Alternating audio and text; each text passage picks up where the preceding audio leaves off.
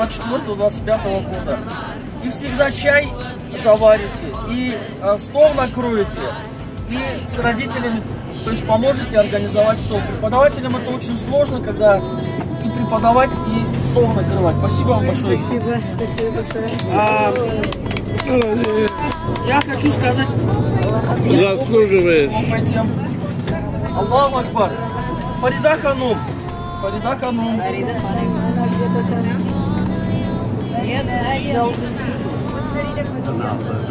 Фарида Апа, также вам огромная благодарность за то, что вы помогаете процессу учебному в детских группах.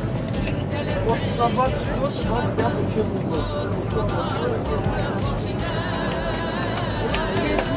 Здесь активные старосты, которые помогают в организации, содействии в организации 24-25 учебного года. То есть маленькое внимание такое, но хочется как бы сказать, не слухану. Да, то есть как раз рядышком, тоже как бы за содействие 24-25 учебного года. Держите, держите. Аллаху Акбар.